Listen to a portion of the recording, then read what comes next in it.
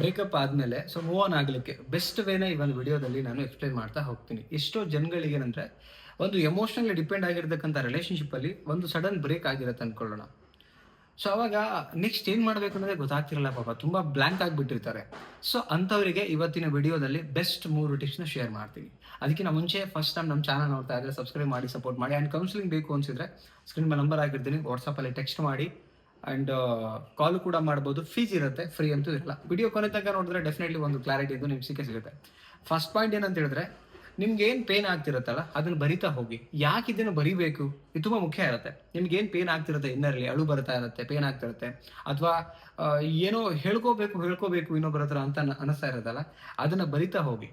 ಯಾಕೆ ಅಂತ ಹೇಳಿದ್ರೆ, ಯಾವಾಗ ಪೇನ್ ಹೊರಗಡೆ ಬರುತ್ತಲ್ಲ ಆವಾಗ ನಮಗೆ ಒಂದು ರಿಲೀಫ್ನೆಸ್ ಸಿಗುತ್ತೆ. ಆ್ಯಕ್ಚುಲಿ ಪೇನ್ ಹೊರಗಡೆ ಬಂದಿಲ್ಲ ಅಂತ ಹೇಳಿದ್ರೆ ಒಳಗಡೆ ನಮ್ಮ ನೆಮ್ಮದಿನ ಡಿಸ್ಟ್ರಾಯ್ ಮಾಡ್ತಾ ಬರುತ್ತೆ. ಆ್ಯಕ್ಚುಲಿ ಇದು ಸೈಕಾಲಜಿಲಿ ಪ್ರೂವ್ ಆಗಿರೋಂಥದ್ದು. ಓಕೆ, ಅದಕ್ಕೇನೆ ಎಲ್ಲೋ ಒಂದು ಕಡೆಗೆ ನಮ್ಗೆ ತುಂಬ ದುಃಖ ಆದಾಗ ಕಣ್ಣೀರು ಬಂದ ಮೇಲೆ ಒಂದು ಅರ್ಧ ಗಂಟೆ ಕಣ್ಣೀರು ಹಾಕಿದ್ಮೇಲೆ ಮನ್ಸು ಅಗೇನ್ ನಾರ್ಮಲ್ ಮೂಡಿಗೆ ಬರುತ್ತೆ. ಯಾಕಿದು ಅಂದರೆ ಭಗವಂತನ ಸೃಷ್ಟಿನೂ ಹಂಗಿರುವಂಥದ್ದು. ಕರೆಕ್ಟ್. ಆ ಕಣ್ಣೀರು ಮುಖಾಂತರ ನಮ್ಮ ದುಃಖ, ನಮ್ಮ ಓಲ್ಡ್ ಮೆಮರೀಸ್ ನೆನಪಾಗಿದ್ದು, ಮಾತಾಡಿದ್ದು, ಓಡಾಡಿದ್ದು ಎಲ್ಲಾನು ಕೂಡ ಆ ಕಣ್ಣೀರು ಮುಖಾಂತರ ಹೊರಟೋಗ್ಬಿಡುತ್ತೆ ಆಚೆ. ಅಗೇನ್ ಮತ್ತೆ ನಾರ್ಮಲಿ ಬಂದ್ಬಿಡ್ತೀವಿ. ಆಸ್ ಯೂಶುವಲ್ ನಿಮ್ಗೆ ತುಂಬ ಪೇನ್ ಆಗ್ತಿದ್ರೆ ಅದನ್ನು ಬರೀರಿ. ಓಕೆ, ಇಲ್ಲ ಒಬ್ಬರೇ ಮಾತಾಡ್ಕೊಳ್ಳಿ, ಇಲ್ಲ ಕಣ್ಣೀರು ಹಾಕಿ, ಬಟ್ ಹೊರಗಡೆ ಹಾಕಿ ದುಃಖನ. ಇದು ಮೊದಲನೇ ವೇ. ಓಕೆ, ನೆಕ್ಸ್ಟ್ ಬಂದು ಏನು ಅಂತ ಹೇಳಿದ್ರೆ, ಲೈಕ್ ಇನ್ಸ್ಟಾಗ್ರಾಮ್ ಚೆಕ್ ಮಾಡೋದನ್ನ ಬಿಡಿ. ಇನ್ಸ್ಟಾಗ್ರಾಮ್, ವಾಟ್ಸ್ಆ್ಯಪ್ ಅಥವಾ ಸ್ನ್ಯಾಪ್ಚಾಟ್ ಇದನ್ನೆಲ್ಲ ನೀವು ಅವ್ರಿಗೆ ಯಾವ ವ್ಯಕ್ತಿನ ನೀವು ಮರೆತು ಮೂವ್ ಆನ್ ಆಗ್ಬೇಕು ಅನ್ಕೊಂಡಿರ್ತೀರಿ, ಆ ವ್ಯಕ್ತಿಯ ಇನ್ಸ್ಟಾಗ್ರಾಮ್ ಪದೇ ನೋಡೋದು, ವಾಟ್ಸಪ್ ನೋಡೋದು, ಸ್ನ್ಯಾಪ್ಚಾಟ್ ನೋಡೋದು, ಮೆಸೆಂಜರ್ ನೋಡೋದು, ಫೇಸ್ಬುಕ್ಕಲ್ಲಿ ನೋಡೋದು, ಅವ್ನು ಕಂಪ್ಲೀಟ್ಲಿ ಬ್ಲಾಕ್ ಮಾಡಿ. ಯಾವುದು ಬೇಡ ಅಲ್ಲ ನಿಮಗೆ, ಬ್ಲಾಕ್ ಆಗಿರಬೇಕು. ಡಿಸ್ಟರ್ಬ್ ಮಾಡೋದು ಬ್ಲಾಕ್ ಮಾಡಿಬಿಡಿ. ನಿಮಗೆ ಯಾವುದನ್ನು ನೋಡ್ಬೇಕಂತೀರ ಅದನ್ನು ಪದೇ ನೋಡಿ, ಯಾವುದನ್ನು ನೋಡಬಾರ್ದು ಅದನ್ನು ಮುಚ್ಚಿಬಿಡಿ. ಓಕೆ, ಆ್ಯಂಡ್ ಏನಂತ ಹೇಳಿದ್ರೆ, ಲೈಕ್ ಸ್ಟೇಟಸ್ ನೋಡೋದು, ಇದು ಯಾವುದು ಇರಬಾರ್ದು. ನೋ ಕಾಂಟ್ಯಾಕ್ಟ್ ಕಣ್ಣು ಮುಂದೆ ಬರಲೇಬಾರ್ದು. ನೀವು ಅವ್ರು ನೋಡಲೇ ಹೋಗ್ತದೆ. ಆ್ಯಕ್ಚುಲಿ ಅಲ್ಲಿಂದ ಹೋಗಬೇಕು ಅಂತ ಹೇಳಿದ್ರೆ ಎಷ್ಟೋ. ಸೊ ಇದಕ್ಕೆ ಎಕ್ಸಾಂಪಲ್ ಕೊಡೋದಾದ್ರೆ, ನಾವು ಒಂದು ಲೈಕ್ ಹಾಸ್ಪಿಟಲಲ್ಲಿ ಎಷ್ಟೋ ಒಬ್ಬ ವ್ಯಕ್ತಿ ಲೈಕ್ ತುಂಬ ಹೆಲ್ತ್ ಪ್ರಾಬ್ಲಮ್ ಆಗಿ ಏನೋ ಸಾವು ಬದುಕಿನ ಮಧ್ಯೆ ಹೋರಾಡ್ತಿದ್ದಾನೆ. ಆ ವೀಕ್ನೆಸ್ಸು, ಅಂಗಾಂಗಗಳು ಪ್ರಾಬ್ಲಮ್ ಅದೆಲ್ಲ ನೋಡಿದಾಗ ಬದುಕಿಷ್ಟೇನಾ ಅನ್ಸ್ಬಿಡುತ್ತೆ.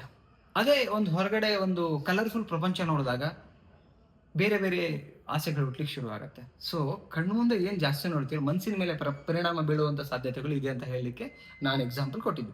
ಆ್ಯಸ್ ಯೂಸ್ವಲ್ ಹಾಗೇನೆ ನೀವು ಸ್ಟೇಟಸ್ ನೋಡೋದಾಗಲಿ, ವಾಟ್ಸಪ್ ಇದು ಯಾವುದು ಮಾಡಬೇಡಿ. ನೆಕ್ಸ್ಟ್ ಎಂತ ಅಂತ ಹೇಳಿದ್ರೆ, ಓಲ್ಡ್ ಏನು ಚಾಟ್ ಮಾಡಿರ್ತೀರಲ್ಲ ಅದನ್ನು ಓದ್ಬೇಡಿ, ಡಿಲೀಟ್ ಮಾಡಬೇಡಿ. ಓಲ್ಡ್ ಏನು ಚಾಟ್ ಮಾಡಿರ್ತೀರಿ, ಮೆಸೇಜ್ ಮಾಡಿರ್ತೀರಿ, ಯಾವುದು ಕೂಡ ನಿಮ್ಮ ಹತ್ರ ಇಟ್ಕೋಬೇಡಿ. ಫೋಟೋಸು ಮತ್ತೊಂದು ಇನ್ನೊಂದು, ಅದು ನಿಮಗೆ ಅಗೇನ್ ಅದನ್ನು ನೋಡಿದಾಗ ನಿಮಗೆ ಮತ್ತೆ ನೀವು ಇಬ್ರು ಚೆನ್ನಾಗಿದ್ದ ದಿನಗಳು ನೆನಪಾಗುತ್ತೆ. ಅವಾಗ ತುಂಬ ಬೇಜಾರಾಗುತ್ತೆ ಕಾಮನ್ ಆಗಿ, ನಿಮಗೆ ಅಂತಲ್ಲ, ಎಲ್ಲ ಸೈಕಾಲಜಿ ಹೇಳುತ್ತೆ, ಎಲ್ಲರ ಮನಸ್ಸು ಅದೇ ಇರೋದು ಆ್ಯಕ್ಚುಲಿ.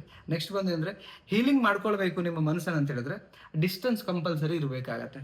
ಈಗ ಎಕ್ಸಾಂಪಲ್, ಒಂದು ಬೆಂಕಿ ಇದೆ ಅಂದಮೇಲೆ ಆ ಬೆಂಕಿ ನಿಮಗೆ ಶಾಖ ತುಂಬ ತಟ್ತಾ ಇದೆ ಅಂತ ಹೇಳಿದ್ರೆ ನೀವು ತುಂಬ ಹತ್ರ ಇದ್ದೀರಾ ಅಂತ ಅರ್ಥ.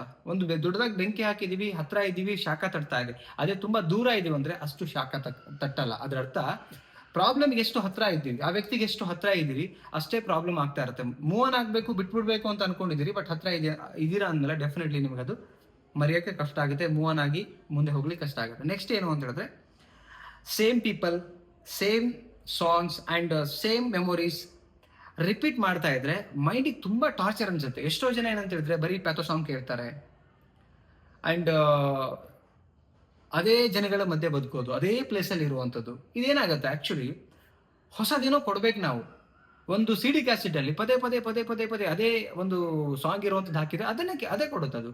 ಅದೇ ಒಂದು CD ಕ್ಯಾಸೆಟ್ ಒಳಗಡೆ ಡಿಫ್ರೆಂಟ್ ಬೇರೆ ಸಾಂಗ್ಸ್ ಇತ್ತು ಅಂತ ಹೇಳಿದ್ರೆ ಬೇರೆ ಪ್ಲೇ ಆಗೇ ಆಗುತ್ತೆ. ಸೊ ಆಸ್ ಯೂಶುವಲ್ ನಾನು ಅದೇ ಹೇಳ್ತಿರೋದು, ನೀವು ಒಂದೇ ಕ್ಯಾಟಗರಿ ಜನ ಅಲ್ಲೇ ಕೂತಿದ್ರೆ ಅದೇ ಪ್ಲೇಸ್ ನಿಮಗೆ ಅಗೇನ್ ಮೈಂಡಿಗೆ ಅದು ಹತ್ತುತ್ತೆ. ಬಿಡಿ, ಈ ಪ್ಲೇಸ್ ಬಿಟ್ಟು ಬೇರೆ ಪ್ಲೇಸ್ ಹೋಗಿ, ಬೇರೆ ಜನರೊಟ್ಟಿಗೆ ಹೋಗಿ, ಆವಾಗ ಮೈಂಡ್ ರಿಫ್ರೆಶ್ ಆಗುತ್ತೆ. ಆವಾಗ ಚಾನ್ಸಸ್ ಇದೆ 100% ಮೈಂಡ್ ಹೀಲ್ ಆಗುತ್ತೆ.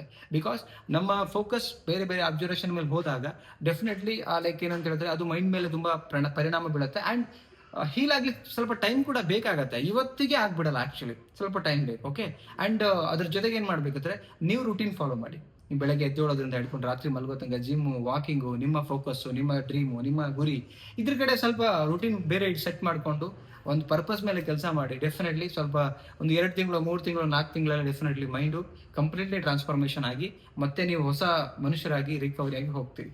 ಇದನ್ನೆಲ್ಲ ಮಾಡ್ಲಿಕ್ಕೆ ಶಪಥವಾಗಿರ್ತಕ್ಕಂಥ ಒಂದು ಡಿಸಿಷನ್ ಬೇಕಾಗುತ್ತೆ ಅಷ್ಟೇ, ಬಿಟ್ರೆ ಎಂತ ಬೇಕಾಗಿಲ್ಲ. ಓಕೆ, ಏನ್ ಅನಿಸ್ತು ವಿಡಿಯೋ? ಕಮೆಂಟ್ ಸೆಕ್ಷನ್ ಕಮೆಂಟ್ ಮಾಡಿ, ಇಷ್ಟ ಲೈಕ್ ಮಾಡಿ, ಎಲ್ರಿಗೂ ಶೇರ್ ಮಾಡಿ. ಮತ್ತೊಂದು ಟಾಪಿಕ್ ಸಿಗೋಣ. ನಮಸ್ತೆ.